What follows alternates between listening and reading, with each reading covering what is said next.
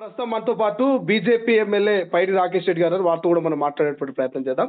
So Rakesh Reddy గారు, ధర్మేంద్ర ప్రధాన్ రాజీనామా చేసిరు. ఈ రాజీనామా మీద చాలా చర్చ జరుగుతుంది. భయపడే రాజీనామా చేసింది అనేది కాంగ్రెస్ వర్షన్. ఏం చెప్తారండి మీరు? భయం అనేది లేని పార్టీ ప్రపంచంలో ఏదంటే భారతీయ జనతా పార్టీ మాత్రమే. కాబట్టి భయం గురించి కాదు, మా బిడ్డల భవిష్యత్తు గురించి, మా బిడ్డలైన మా విద్యార్థుల పట్ల ఈ దేశ భవిష్యత్తు వాళ్ళు. ఎందుకంటే లేనిపోని ఈ యొక్క సంఘ విద్రోహ శక్తులు ఏదో ఒక రంగం దీన్ని హైజాక్ చేయడానికి ప్రయత్నం చేస్తున్నాయి. కాంగ్రెస్ లాంటి పార్టీలు వాళ్ళు 100 సార్లు లీక్ అయితే ఎటువంటి రెస్పాన్స్ లేని పార్టీ. రాజస్థాన్ లాంటి చోట 18 సార్లు లీక్ అయిన పార్టీ. కాబట్టి అంత డెప్త్ గా ఓట్లేదు కాంగ్రెస్ పార్టీ నీచ రాజకీయాల గురించి. ఈ రోజు ఈ దేశంలో భవిష్యత్తు విద్యార్థులదే కాబట్టి దాని గురించి మేము ఆలోచించి నిర్ణయం తీసుకున్నాం. భవిష్యత్తులో కూడా ఇది ఒక మంచి పరిణామం అని నేను వ్యక్తిగతంగా భావిస్తున్నా. ఈ వ్యవస్థలో మార్పు రావాలి, సిస్టమ్స్ ని మార్చాలి. ఒకవేళ వ్యక్తుల్ని మార్చినంత మాత్రాన అవి సంఘటనలు ఆగిపోవు. సంఘటనలు ఆగిపోయేటట్టు, లీకేజీలు ఆగిపోయేటట్టు ఫ్యూచర్ లో ఏ ప్రభుత్వం ఉన్నా కఠినమైన చర్యలు తీసుకోవాలా, కఠినమైన చట్టాలు తేవాలా. ఎవరెవరైతే ఇట్లాంటి విద్యార్థుల భవిష్యత్తును ఆడుకుంటాడో వాళ్ళకి సరైన శిక్షలు పెట్టేట్టు చేయాలా. రైట్. చాలా ముక్కుసూటిగా మాట్లాడుతుంటారు రాకేష్ రెడ్డి గారు. తెలంగాణలో కూడా గత ప్రభుత్వం అధికారం ఉన్నప్పుడు పేపర్ లీకేజీలు జరిగినాయి. సో ఈ పేపర్ లీకేజీలు గతంలో కాదు, ఇప్పుడు భవిష్యత్తులో ఎక్కడ జరిగినా కూడా ధర్మేంద్ర ప్రధాన్ ఒక ఎగ్జాంపుల్ గా తీసుకోవచ్చు అంటారండి? తీసుకోవాలి కూడా.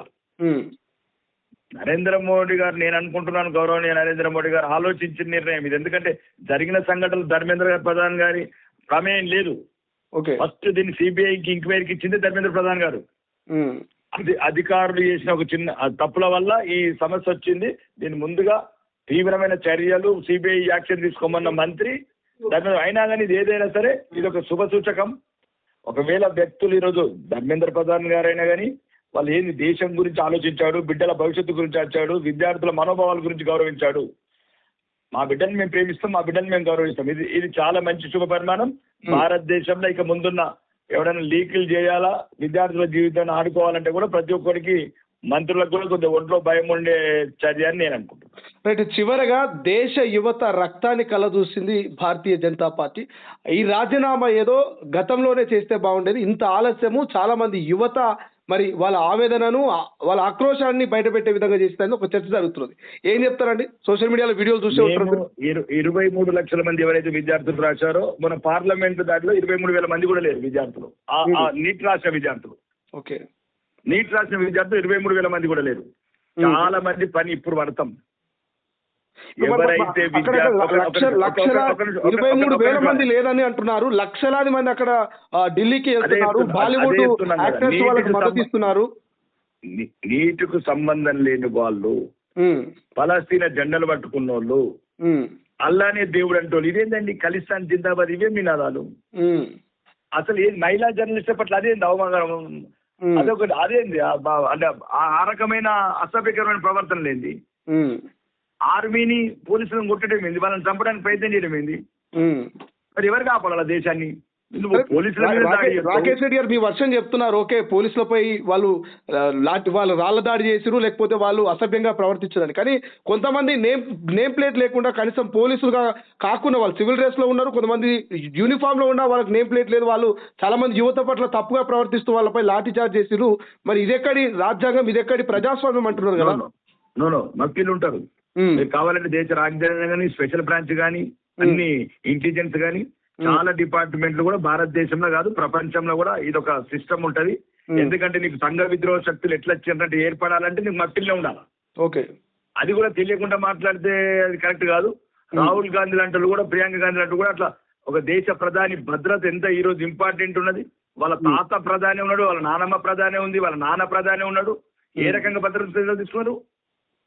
ఒక భారత ప్రధాని ప్రాణానికి హాని తలపెడతాడు రాహుల్ గాంధీ, విదేశీ శక్తుల కుట్రై ఎటువంటి అనుమతులు లేకుండా పోయి ఆ రకంగా ఒక రాజకుమారుడివి, ఒక రాజకుటుంబ వారసుడివి, లీడర్ ఆఫ్ అపోజిషన్, ఒక ప్రధానమంత్రి ప్రాణానికి అపాయం తలపెట్టడం అనేది కరెక్ట్ కాదు కదా.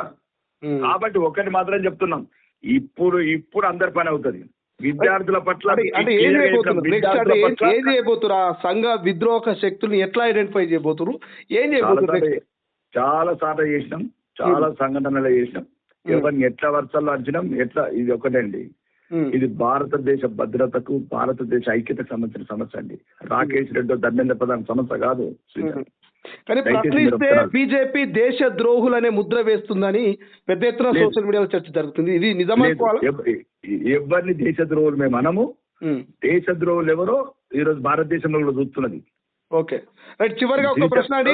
మూడు డిమాండ్లు కాక్రోచ్ జనతా పార్టీ కావచ్చు, యువత 3 డిమాండ్ పెట్టింది. మొదటి డిమాండ్ ధర్మేంద్ర ప్రధాన్ రాజీనామా. మొదటి డిమాండ్లో వాళ్ళు సక్సెస్ అయ్యారు. మిగిలిన 2 డిమాండ్లు ఆ బాధిత కుటుంబాలకు ₹1 ఎక్స్గ్రేషియా ప్రకటించాలి. అండ్ థర్డ్ డిమాండ్ వచ్చేసి ఎవరైతే కేసులు ఎదుర్కొంటున్నారో, ఇప్పుడు కేసులు పెట్టినో వాళ్ళ కేసులన్నీ కూడా ఎత్తేయాలంటున్నారు. ఈ 2 డిమాండ్లు నెరవేరే అవకాశం ఉందంటారా? విద్యార్థుల మీద ఎత్తిన కేసులు ఎత్తేస్తామని క్లియర్ గా ఇంటిమేషన్ ఇచ్చారండి. విద్యార్థుల మీద మాత్రమే ఇది రాసి పెట్టుకోండి. ఓకే. ఇది పెట్రోల్ జీపులలో పెట్రోల్ వేసిన వాళ్ళు, లేకపోతే పలస్తీనా జెండాలు పట్టిన వాళ్ళని, లేకపోతే భారత మాతకి ఎంతమంది మొగుళ్ళు అన్న వాళ్ళని, వీళ్ళందరి పని పడతాం. ఇప్పుడు విద్యార్థుల పట్ల ఎటువంటి కక్షపూరిత కేసులు ఉన్నాయి, క్లియర్ గా ఉన్నది. భారతదేశమే వాళ్ళది, భవిష్యత్తు దేశం వాళ్ళది. మేమేం చేస్తున్నాం ఈరోజు వికసిత భారత్ అంతా వాళ్ళదే. ఎవడెవరైతే ఈ విద్యార్థుల ముసుగులు వచ్చిండో, అన్ని రకాలుగా అరాచకాలు చేసిండ్రో, పోలీసులను కొట్టిండ్రు, విలేకరులను కొట్టిండ్రు, ఒక భద్రత పార్లమెంట్ మీద దాడి చేయడానికి ప్రయత్నం చేసిండ్రు. అందులో విద్యార్థులు ఉంటే ఎవరిని మనము విద్యార్థి గాని పనే ఇప్పుడు చూపిస్తాము. రైట్. థ్యాంక్ యూ అండి.